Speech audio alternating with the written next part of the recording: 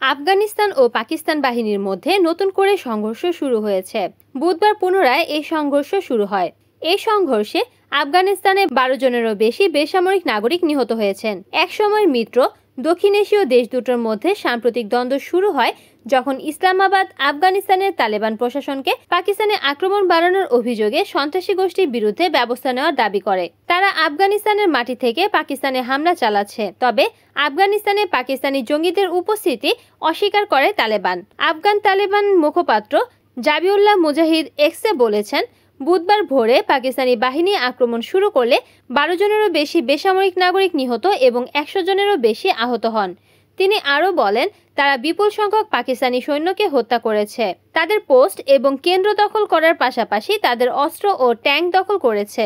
বেশিরভাগ সামরিক স্থাপনাও ধ্বংস করার দাবি করে। এদিকে পাকিস্তানি কর্মকর্তারা সংঘর্ষের জন্য তালেবানকে দায়ী করেছেন এবং বলেছেন, সীমান্তের ওপারে তাদের 4 জন বেসামরিক ব্যক্তি আহত হয়েছেন। পাকিস্তানের চামান জেলার আঞ্চলিক প্রশাসক হাবিবুল্লাহ বাঙ্গুলজাই সংবাদ মাধ্যমকে বলেন, তালেবান বাহিনী চামানের কাছে পাকিস্তানি পোস্টে আক্রমণ চালিয়েছে। তিনি বলেন, দিনের প্রথম প্রহরে প্রায় 5 ঘন্টা ধরে লড়াই চলে।